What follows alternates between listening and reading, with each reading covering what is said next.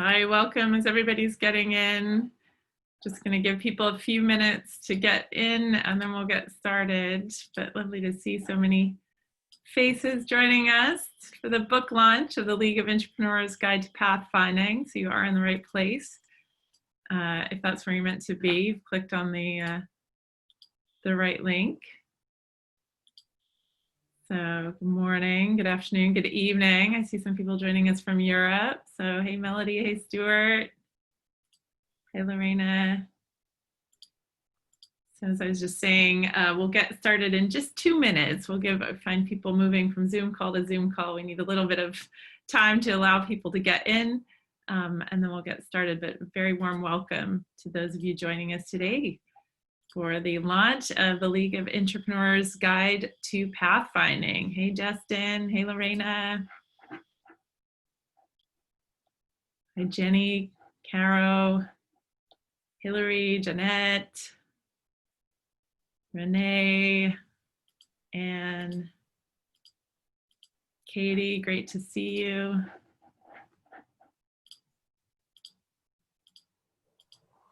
All right, welcome.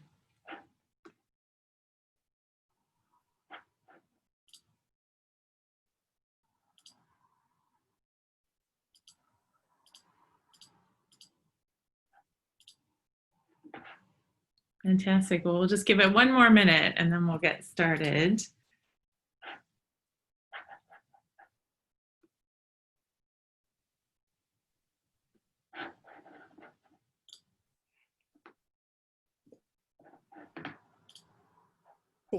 Yep, I'm getting a reminder that it's tax day tomorrow. That's important. Snooze that reminder right away. Oh no, I know. No, I'm back in the U.S. now. I don't want to get caught out by the IRS. They don't mess around over here. I was in line waiting for the post office to open yesterday so I could send my tax return across to Texas. Oh, well done. Well done. Well, shall we get started here? So welcome everybody to the launch of our book. We have a book. The League has lovingly co-created the Intrapreneur's Guide to Pathfinding. So while Florencia and Marjorie and I are listed as co-authors, this really was an initiative, co-created by the League of Intrapreneurs around the world. So sorry, I'm trying to move this so I can see all of you a bit better. Hold on 1 second. So yeah, and many of you contributed here today. So I'm joined by a few of those contributors. First of all, my name's Maggie Dupree, for those of you that haven't met me. I'm one of the co-founders of the League of Intrapreneurs, and I'm joined today by Ryan Shepard from CARE, Carolina Del Hoyo from Danone, and Florencia Estrade, who's one of the co-authors and a catalyst for the League. Carolina and Ryan are both members and global fellows of the League of Intrapreneurs. And for those of you that don't know about us, I know there are many of you here that are members of the League and contributors to the book, but for those of you who don't know about the League of Intrapreneurs, just a few quick words about us. So what is the League of Intrapreneurs? Well, we're a global learning community of intrapreneurs. And if that concept is new for you, the idea is that you're like an entrepreneur on the inside. So you're somebody that doesn't take no as an answer. You see a challenge as an opportunity and you lean into it. Sometimes with permission, but sometimes a bit under the radar.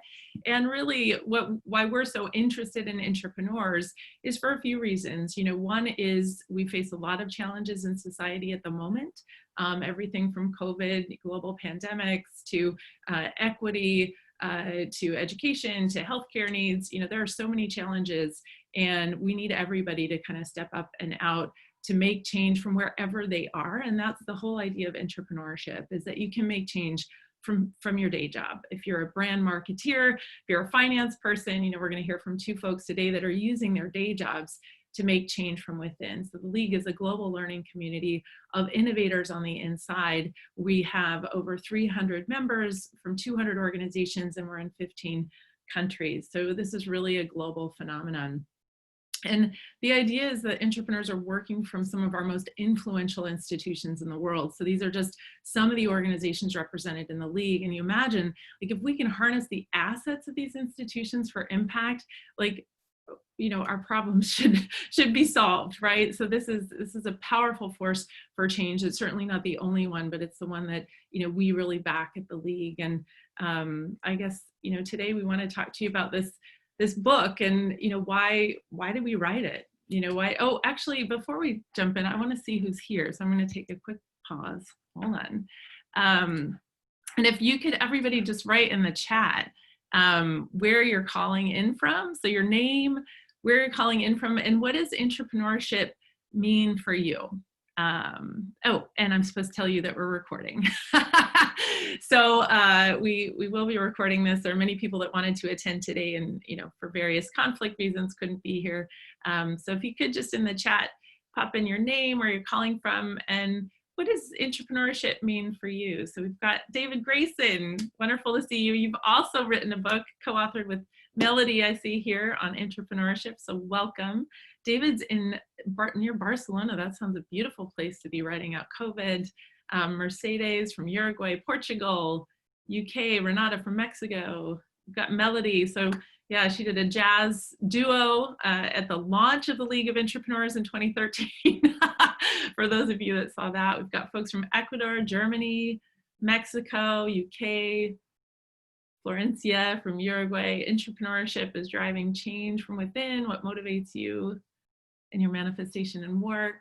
Jolene, it's great to see you here from Houston. So Jolene was with us, I think, before it was even called the League. She was trying to drive change in big oil in BP. Raina from Canada, Jeanette from Mexico. We got more Uruguay. I love all the Uruguayans. There's something in the water in Latin America around entrepreneurship, it has to be said. We've got Yuri from the unceded and occupied indigenous territories of the Musqueam, Squamish peoples of Vancouver, BC. That's beautiful. Yuri, welcome. Marcos from Brazil, Jenny from London, Netherlands, Justin from Cambridge. Entrepreneurship is a refusal to accept, a refusal to accept good enough. I love that. Not accepting the status quo. League is about getting us inspired, keeping going. Marcos from Brazil, Sanya from DC. Hey, Sanya. Renee, creativity is not just for independent entrepreneurs. It's true, right? We all have the capacity for creativity within us. That's what this movement is about. And creativity channeled, right? Channeled with purpose and impact. And Cecilia from Peru, Renee from the US. Entrepreneurship is driving change from within and not letting gravity get you down. Come on. Championing profitable solutions inside companies that help people and planet. So, well, thank you so much and welcome everybody. Thank you for sharing that, using your organizations for impact. So I guess the question is, why did we write this book? It's an interesting time to be launching a book. And I guess just, very quickly on my own story around entrepreneurship is I was looking at, how are we going to solve some of these big, wicked challenges that we're facing? This is back in 2006, and I kind of started learning about sustainability and sustainable development, and the idea that, from our big businesses, from our existing companies, we could, make change, we could have positive impact. And when I started doing research, I kept coming across these people that, really felt and acted like entrepreneurs. All the stuff you're saying is like, don't let gravity get you down, don't, accept the status quo.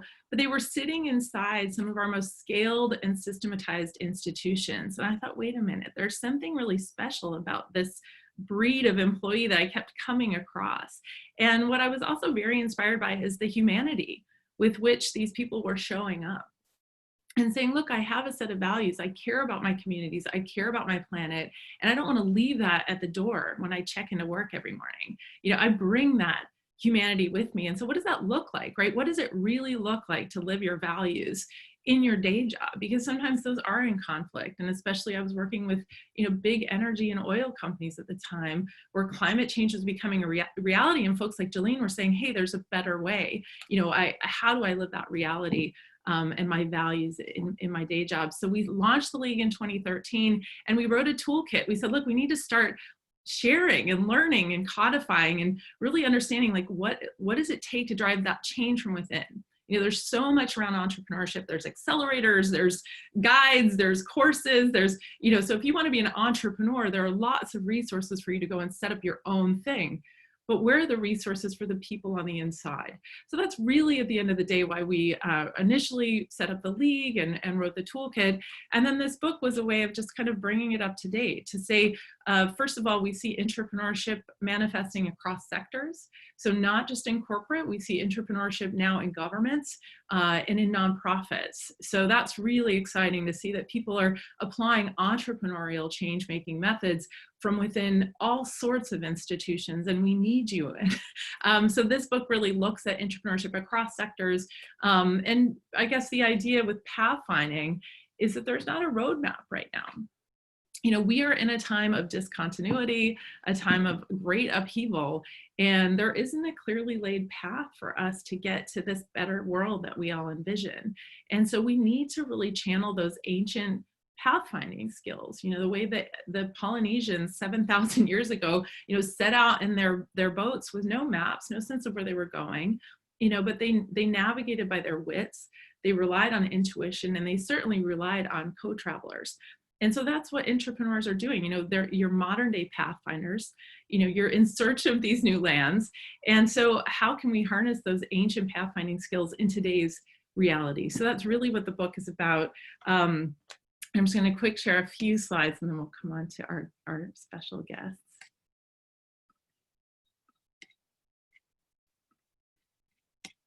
So bear with me here. So first of all, the journey of entrepreneurship can be daunting. So this is a map that our amazing artist, Tom Farron, has drawn just to try to capture in a playful way this journey that you're on as entrepreneurs, as change makers. And as you can see here, there's a North Star. So you may have identified that already. You may know clearly what that North Star is, or it may be slightly obscured by these mountains. But as you set off to achieve that North Star, whether it's, you know, eradicating poverty or solving hunger or creating an equitable community for all, you might come across some of these other parts of the terrain, the slow-moving institutional beast, the jungles of tangled bureaucracy, you know, the abyss of cynicism, right? So this is not a journey for the faint of heart. And you might imagine kind of where are you today? So the Entrepreneur's Guide to Pathfinding really looks at how can we navigate this terrain in a way that's maybe less stressful and more effective. And it covers a number of things, but one, for starters, is finding that North Star and really living your purpose. So we're going to talk to both Carolina and Ryan a bit about that today. It looks at how do you enroll co-travelers. You know, you're not traveling alone. This isn't a lone wolf kind of journey. You're going off with a pack. Like, how do you find that pack? How do you find the people that can help you make change? And then, you know, navigating this uncertain terrain. So really, what are the skills? Like, what does pathfinding actually look like in the context of an entrepreneur? And the book also offers what I love. In the very last chapter, we've got some survival tips. So we looked at, you know, what are these kind of cases of mortal peril, you know, where you might be entering quicksand and what have you. And so we've got tips and postcards from entrepreneurs around the world that are offering specific advice in terms of how to navigate. So I guess without further ado, would love to turn to Florencia and to Ryan and to Carolina, really just to explore, like, what does it mean to be a modern day pathfinder? What does it mean to be an entrepreneur? And what we've learned in the League is the best way for us to learn is from each other. So Florencia, if you want to kickstart our conversation. Sure. So first of all, I have to say I never thought I would write a book together, and this has been such a cool experience because this is a collective book that we have put together out of the beautiful stories of so many members of the League that have shared the insights, their journeys. And as Maggie is saying, like, as we were listening to all of those stories, I think we were trying to capture really what is the essence behind And it's funny that many entrepreneurs would say, oh, I actually didn't have a traditional career. I had to reflect around things on how would I move forward. And what we tried to accomplish with this new narrative or way of thinking about it is like, well, actually, you are crafting a different way and a different path for yourself. So that's what, as we listen to the stories of Ryan and Caro, my invitation is we can also reflect around ourselves. We're going to move into breakouts as well to have a little bit of a reflection as we listen to their stories and we resonate with ours as well. Carolina and Ryan are both League Fellows of the League of Intrapreneurs. They are from very different realities. Caro is based in Argentina. She's marketing director for Danone Waters, working for 17 years, specialized in marketing for consumer packaged goods and how to bring social innovation, purpose, sustainability into the corporate environment. So she's going to share more about her path and a lot of MBA background, being inside business school. So a lot of how do you bring all of these into the journey, standing in one of these big corporate elephants that is a multinational working in so many places around the world. Ryan is based in the US, in Atlanta. He's the executive director for Care Global Innovation Hub. And very interestingly, he's driving change from within an established NGO that has been around for 75 years, driving humanitarian aid, fighting poverty. And Ryan is looking into how this platform can drive innovation and change, also in so many countries that it's present, and how we can think of new ways of driving systems change.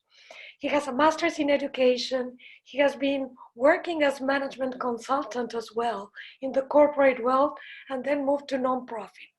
So I'm really curious to go deeper in the stories of both Ryan and Caro.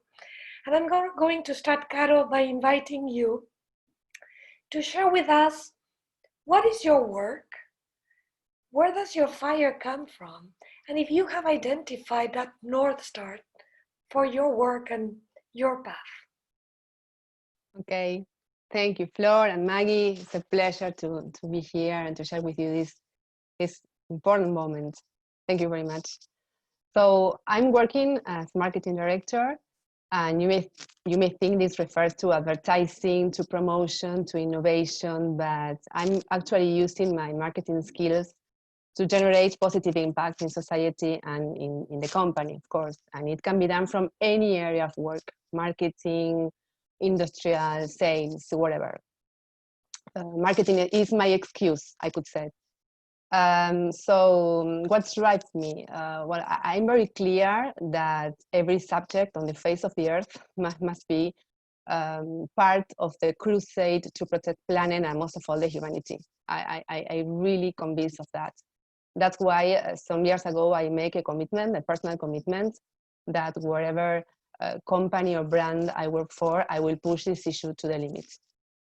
I'm working now in Danone Waters. That is, I'm really fortunate of that because Danone has a serious commitment with environment and has proof points and assets around that.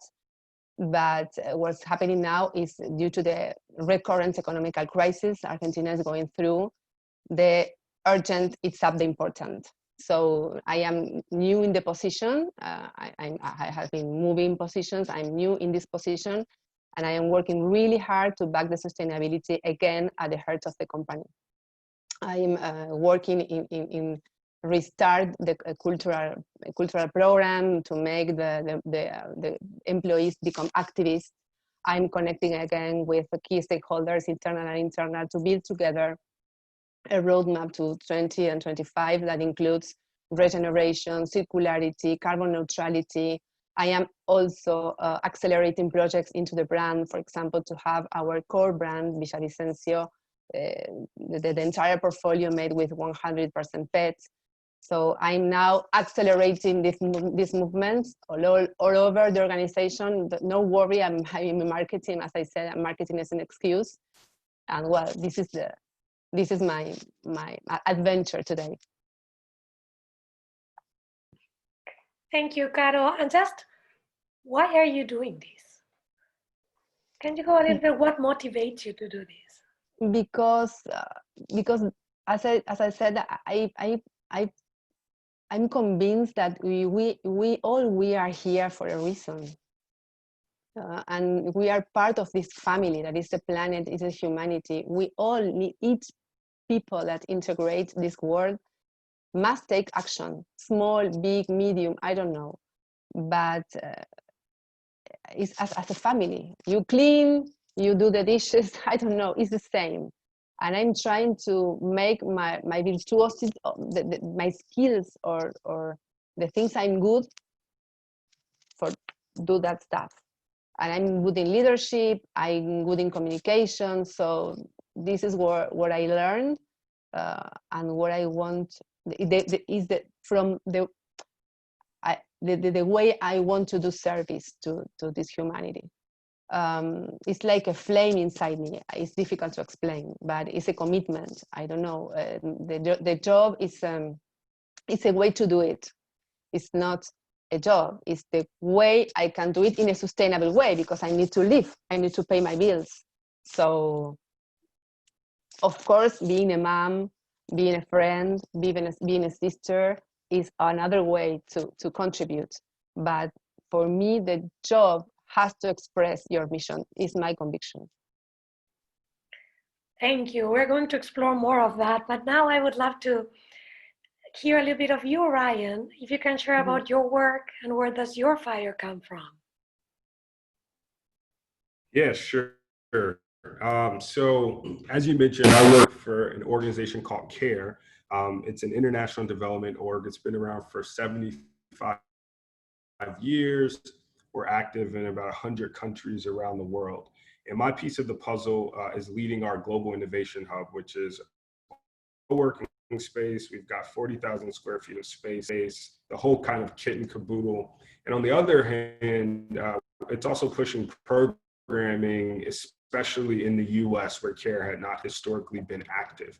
And so for me, the passion comes from taking what I think is tremendous infrastructure from this organization that's done a lot of amazing things over the years, and trying to leverage that to imagine new possibilities, especially in new contexts like the US.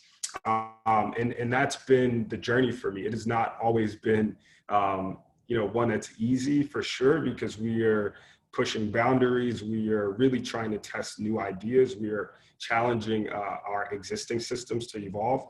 But on the other hand, it's been a really fulfilling way to see what's possible when we commit to the imagination and we put action behind it. And I think that's where the fire comes from for me, the opportunity to imagine new possibilities and then to put the effort into living them. Thank you, Ryan. And can I ask you even deeper, like, why did you choose CARE? Why did you choose that platform? I love when we talk, we've had that conversation before, and I'm always curious when we talk as intrapreneurs, we choose a platform from where to work.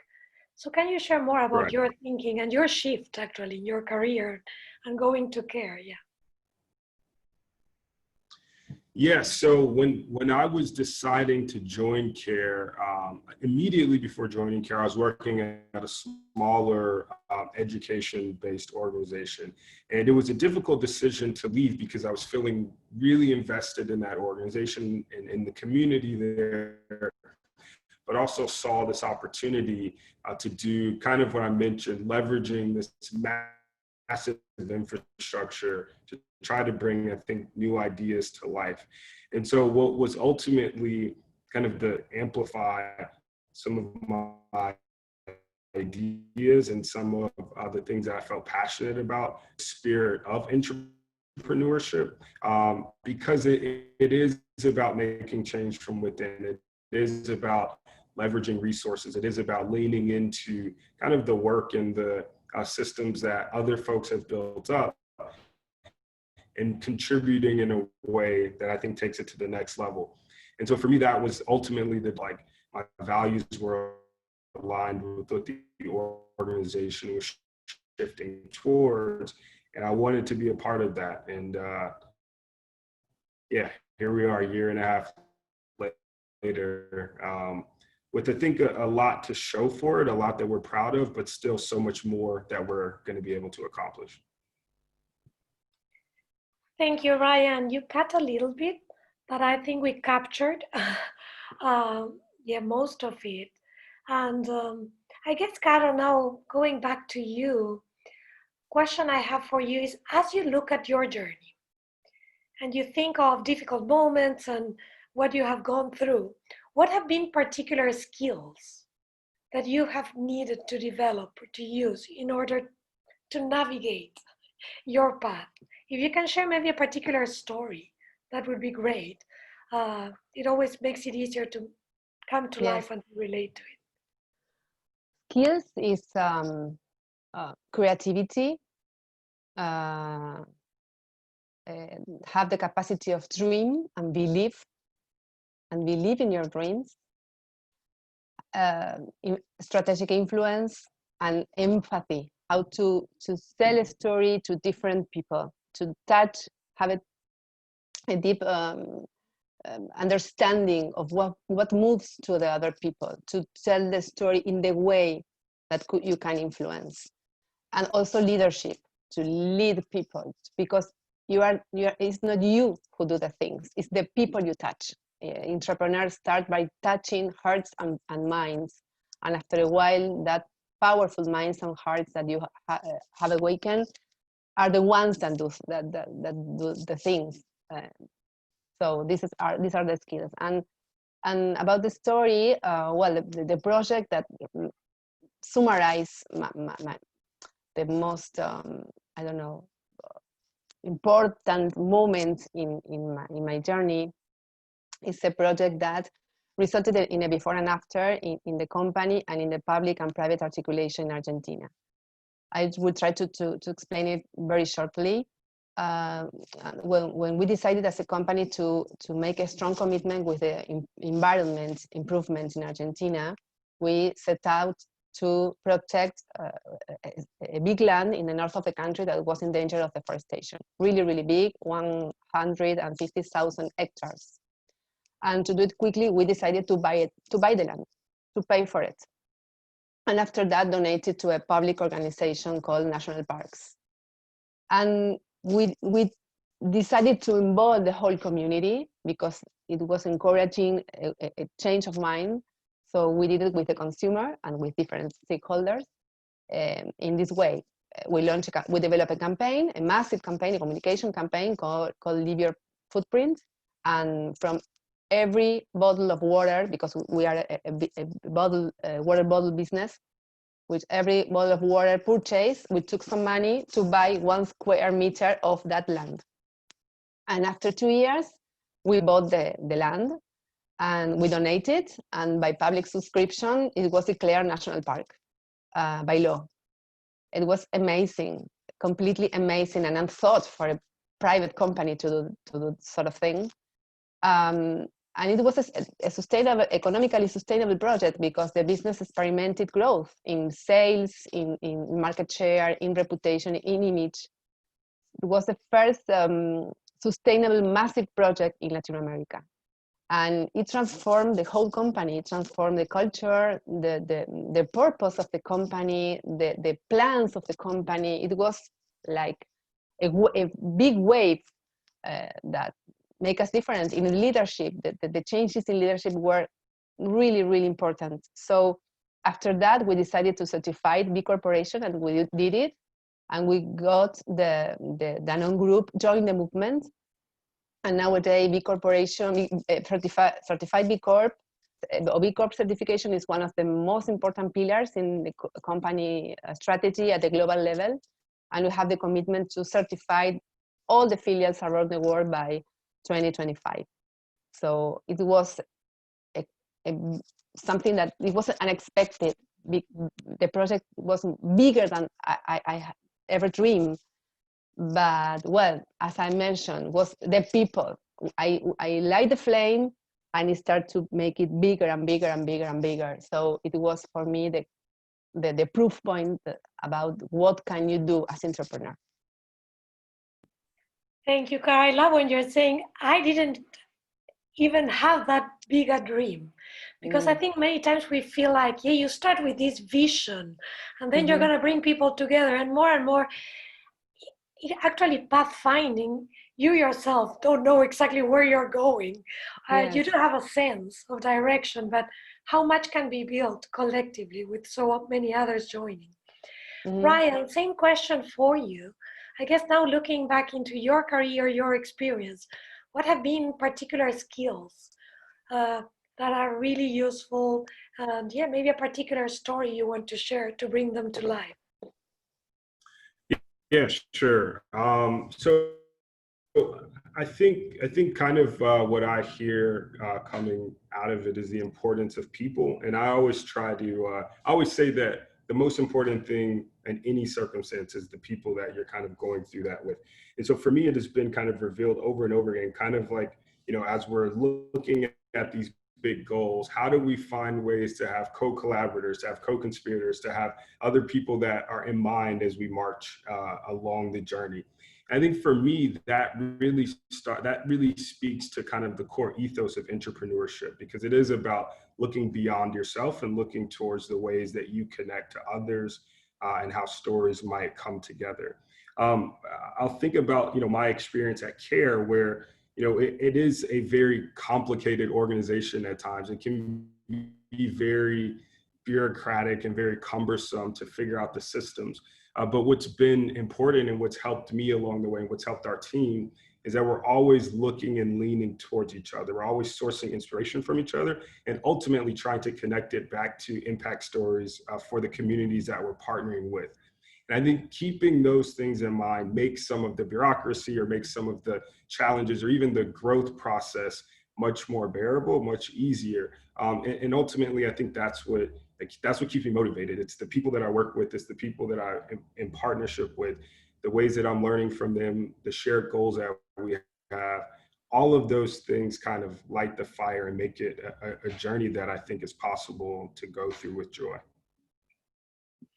Yeah, I was just remembering, like on the podcast you recently did together with Julia. Yeah, with Julio. I was just thinking, I loved your example when you were saying how you have brought learnings from other countries to the US around. Yeah. So yeah, I just really enjoyed when you were saying, well, we need to rethink, this north-south, this like, where do we bring stories? So it's not about who has the idea, it's actually making them. You want to share a little bit more of that? I thought it was quite interesting. Very true. Yeah, that's something that we say on our team. There's no monopoly on good ideas. And in fact, we should be in pursuit of the very best ideas that are going to be refined and grown as a collective. And yeah, I mean, in our work, so like I mentioned earlier, we're focused primarily on programming in the US through the Innovation Hub, which is new for CARE. But so many of the great ideas and so many pieces of our programming are sourced from our colleagues in the Global South. They're sourced from projects and programs that have been successful in other contexts that are applicable to our context. And it's really breaking down these like power dynamics and power norms in a way that makes us all a part of a collective community and hopefully all contributing according to our strengths. Thank you, Ryan. Maggie, I want to open it for you to bring your questions for Ryan and Caro. Yeah, no, I really love that. And I enjoy listening to you, Ryan, about the kind of power dynamics. I know we've got a number of entrepreneurs on the call today, Katie Sims with BirdLife and others from the NGO community, and really looking at, how do we disrupt that? I think the corporate narrative is well known and established. I think the narrative in the charitable sector is emerging. So thank you for bringing that in and sharing about that power and like what is the role of the nonprofit. I guess the question I have for you before we invite folks to go to breakouts though is listening to you, Carol. It was interesting how you said I didn't know what was possible, right? I had a sense of like this first possibility, but I didn't even see that it could be so big. And I think what we found talking to entrepreneurs is there's a sense that I have this vision, and then I get to the top, and then I didn't realize there was this next mountain. So we talk about the first mountain and the second mountain, right? So you climb the first mountain, Yes. you get to the top and you're like, woo! And then you look up and you realize there's still so much work to be done. So I'd love to invite both of you just to share a bit about, I guess that idea that, that all the work that you're doing and all the impact you're having, like how does it compare to the need? And how do you think about change at system scale, and what do you feel you need in this moment now to really to be having the impact that that fire in the belly, there's this calling that you both so beautifully articulated. How do you know you're really achieving that impact that you want to have, and what do you need in this moment? So maybe Carol, if you want to start, and then Ryan, you can hop in. Yeah. In a corporation, to gain scale, but a big scale, there's a moment when we need the top management commitment. It's like that, because sometimes you need to make big investments. So in this moment, we need more than that. We have top management commitment, but we need more top management, more people, more general managers, more regional directors to make the commitment and invest in those kinds of initiatives. Is that in this story I mentioned, it was important also because you show the case, the economical case, the financial case, the sustainable case, start doing, but sometimes you need the support. The support, political support, economical support. So for gaining scale, we need to touch the souls and the minds of more top management. Can I just ask a follow-on question? Because I think many in this audience and beyond will be feeling the same. How do we do that? How do we touch the souls of these? Developing empathy.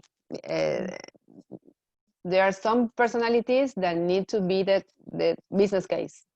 So you as entrepreneur must to do that because you are in a company and must to find a way to have a business case. Sometimes it's easy because you have some resonance, spiritual or emotional resonance, and you see each other and you are both convinced about the way. It's easy. But you need to develop that sensibility. But it is possible because all of us we are human. We are all suffering about the COVID. The COVID is a great opportunity because everybody understands that something is happening, and we as a humanity can be affected in a global way. So it's a great opportunity for projects like that. And that is as the entrepreneur needs to have a human sensibility to connect people because everything starts by touching people and your colleague and also the top management. I don't know if I answered the question. Oh yes, thank you. And it's very much something we go into in the book as well. I mean, this is the question so many entrepreneurs are asking. So thank you, Ryan. If you want to share about what do you need now to have the impact that you really envision? Yeah, so I love the point about the moment that the kind of pandemic has created for us. I don't think anyone would have ever imagined that something could happen that would shut down the entire world at once, right? And in many ways, it was a great equalizer because, at least for me, it showed that we are much more connected than maybe we sometimes realize. And on the other hand, I think it did shine a light on areas where we have tremendous opportunity to improve, because the spaces and the places where we've already kind of been lagging behind have been impacted in more pronounced and more acute ways. When we think about low-income communities, we think about gender inequality, we think about racial injustice in the US context. All of these things have been exacerbated by the pandemic. And so when I think about what we need for the moment, the biggest value that I've seen is when people are coordinating well together, when folks are finding ways to be collaborative, to share resources, to share ideas, and to support propping one another up. For the work that we're doing with CARE in the US, we're leading an effort that's around creating food access and creating jobs in the meantime. And there would have been no way we could do all of that alone. So we're coordinating with the gig economy like Uber, TaskRabbit, Lyft, DoorDash. They're waiving fees, they're giving things up, they're allowing us to leverage their infrastructure. At the same time, we're supporting hyper-local organizations that have already been in the work and in the business of supporting the communities where they live. And so for me, I think that's a snapshot of what I hope we can continue to do at a greater scale. Find the places where we have an area of excellence and plug into the other systems, organizations, or individuals that would help us to enhance our collective impact. So I think the coordination at all levels is the most. Oh, did we lose you? I'm still here. Oh, right. So, well, thank you, Ryan. I think that is, I mean, that's something we hear so much, and what I think entrepreneurs are so good at. You know, I mean, you talk about CARE working with gig economy workers to get food to people who need it. You know, that those kinds of unlikely alliances are really why, you know, one of the reasons why entrepreneurs are so special. So thank you for bringing that in. And also, again, something that's very well covered in the book is this, like, how do you find your co-travelers and your collaborators. We were going to do breakouts, but I think we've got a nice enough sized group here that we can open up for conversation. I mean, I'm very conscious we've got Melody and David who've been researching entrepreneurship for many, many years. We have other entrepreneurs, we've got members of the League, we've got folks maybe who are newer to this concept. So I'd love to open it up to questions, to conversations. I might pick on you if people don't volunteer. So, so Melody, yeah, please. Hi, everyone. I'm Melody McLaren, and I've worked with David Grayson, who's also here, and others. We've been researching social entrepreneurism, oh my God, right back to 2010, 2011. I've just started this with support from David. I've started this PhD program at Cranfield School of Management, and my topic of interest is how do the narratives of social entrepreneurs change and evolve over time? And I have to say, it's mind-boggling just listening to you, because the language you use, the vocabulary you use, the tone of what comes through is so striking and different from what you would read normally in, you know, very dry academic papers about this topic. And so I'm sitting here for the last 20 minutes thinking, damn, I really picked the right topic, because this is fascinating. You know, I'd forgotten the language that you use and the magic you infuse into the way you speak is it's really something. I don't know if you all started this way or you learned to be this way, but it's great. So, and I'm going to keep, you know, tracking this, because, you know, that's what I'm going to be doing for the next 3 years. Thanks. That's great. I mean, thank you for bringing that in. And I do think it's true, right? It's like you go to business school and it's like spreadsheets and, you know, the language is really hackneyed. And entrepreneurs like Caro and Ryan, you know, they speak as humans. Yeah. Humans. Yes. Yeah. Yeah. How wonderful. How refreshing. Yes. And I think now, right, as I can see your teddy bears behind you, Oh, you know, yeah. there's something, Ryan, you brought that in, right? This is a moment in time where I think more people are showing up. I think it's something that's very natural to entrepreneurs to show up as human in the workplace and invite others in. It's kind of contagious in the most positive sense. And I think people are also, you know, more people are feeling that now as we're working from home. Does anybody else want to come in? And I can see you, Katie, in my screen. I don't know if you want to share anything as well about kind of being an entrepreneur in the nonprofit sector as Ryan is.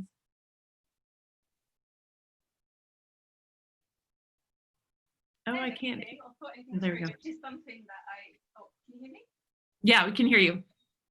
I'm not going to show you my real background because it's like an old bedroom in my parents' house at the moment. But yeah, I think you're right. That thing about you know, even though we all panicked in the NGO sector, I think it's probably across all sectors. We all panicked because I wasn't going to be able to take my global trip to go here and to go there and to meet face to face with people, which was seen and is seen as really important. But you need to be able to have those relationships with people. You need to be seen. You need to represent something. So we all panicked, saying, "Oh God, you know, what are we going to do and how are we going to manage?" But actually, I feel in this time I've had more conversations with people. I've been able to connect on Zoom. Of course, everyone gets a bit. Zoom can get a bit intense, but you can do it, and there are so many ways to connect with people. You don't have to spend that carbon allowance flying around the world. You can do it online. We have managed in this time, and working for a conservation organisation, that's a real realisation for us.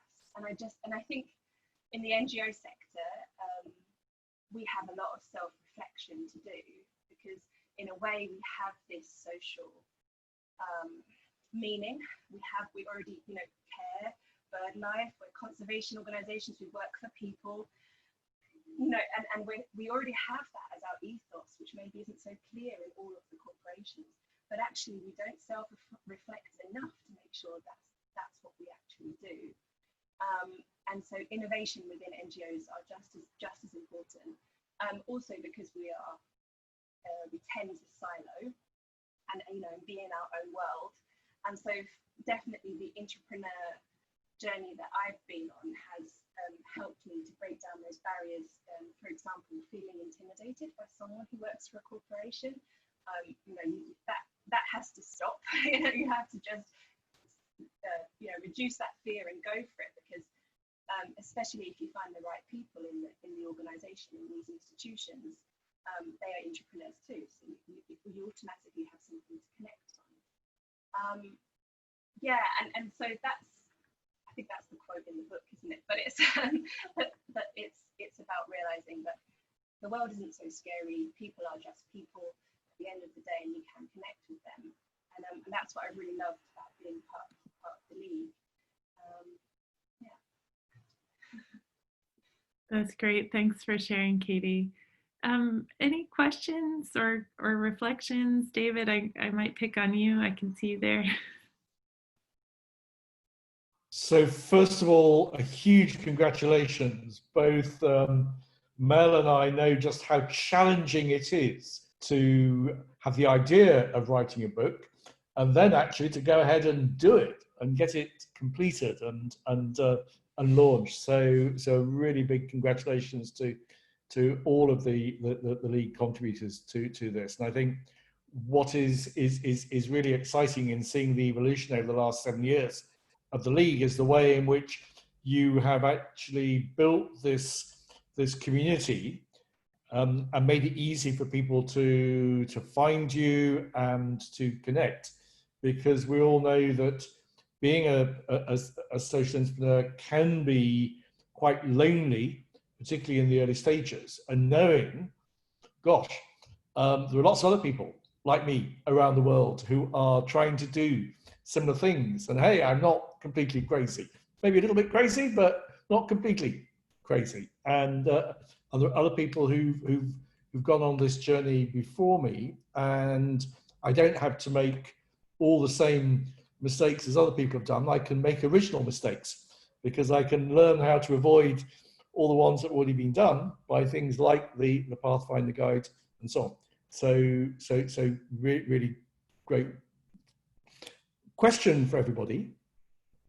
Back to the issue about how do we get top management when we're ready to scale up and we can't fly under the radar screen anymore. We need to have the resources that do require quite senior people to sign off and authorize and so on. And how do we cultivate those senior leaders? And interested to know if anyone has seen or heard of any examples where major companies have been including in their senior leadership development, top management development programs, any kind of briefing or module, or even just a short segment around entrepreneurism and the potential of it, to get people in that organization more socialized to the ideas that they may have some really creative people inside their own organizations who can have more opportunities at an earlier stage than might normally be the case. So just any examples, or do you know of anyone who's even thinking about that at the moment in terms of big companies? Justin, do you want to chime in? Yeah, happy to. Thanks. Well spotted, the demuting.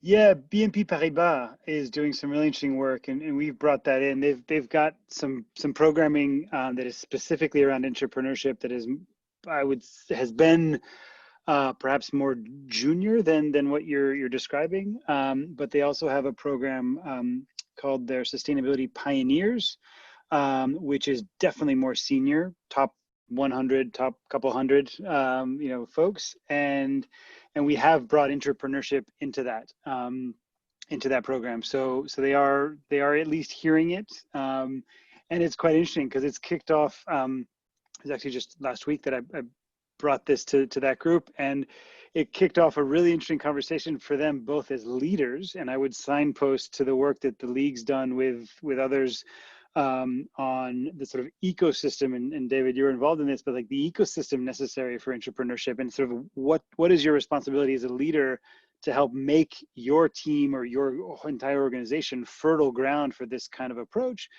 But also they themselves were identifying really powerfully as entrepreneurs in their own rights as individuals. So, this kind of duality of I'm at a position of power, so I can actually make it easier for those around me, but I'm also in this big human organization, and I'm not powerful enough that I get to just do whatever the heck I want. So I need to use these same skills and techniques that entrepreneurs are good at as well. So it was a really interesting conversation that we had.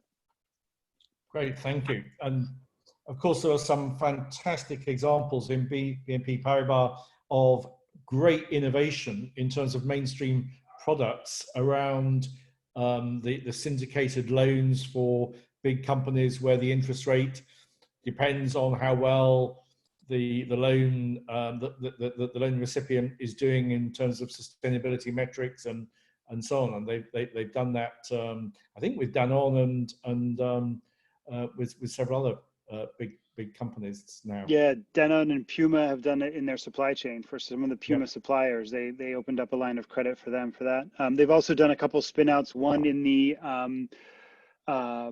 insurance space, one in agricultural vehicle sharing that came out of this entrepreneurial programming. So yeah, they've done some good work. I mean, they're struggling, as France's sort of government bank. They're struggling to kind of be the behemoth that they need to be to hold up the economy, which is a tension they really feel. Like, that's on their shoulders as leaders, while at the same time knowing they need to be innovating. So it's great to see entrepreneurship as absolutely a big important part of that.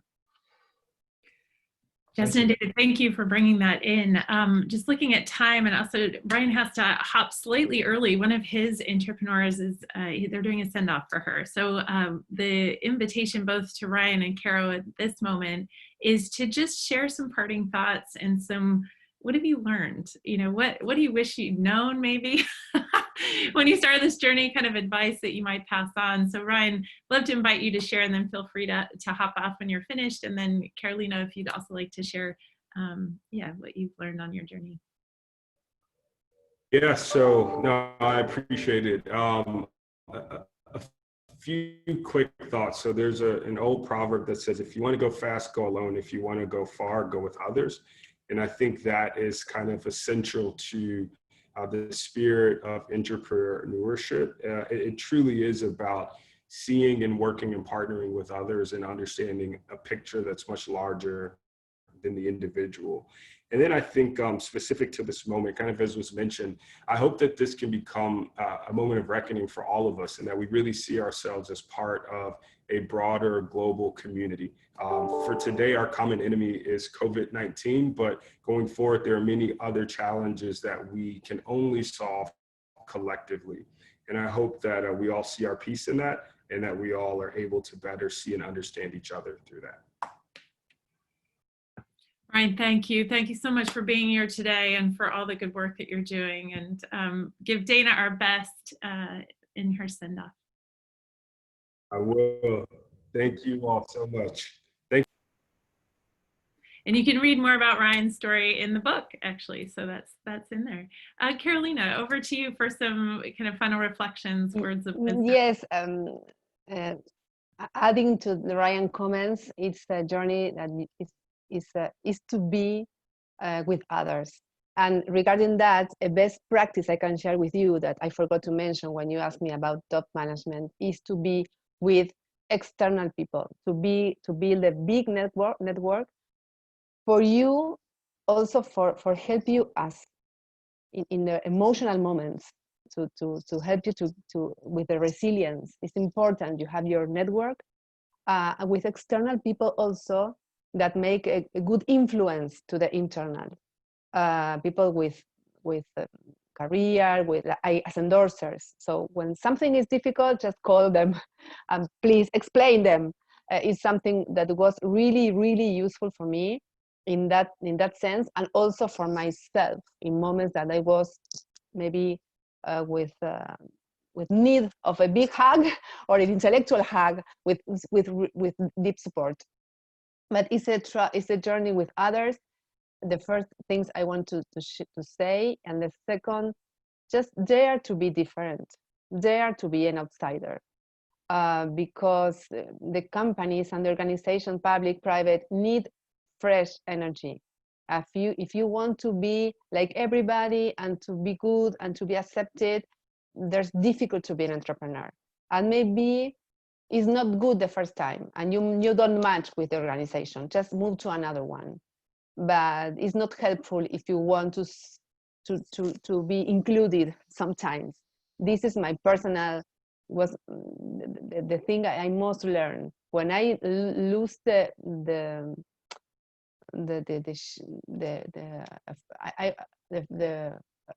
I don't know how to say miedo in English. I forgotten. Fear.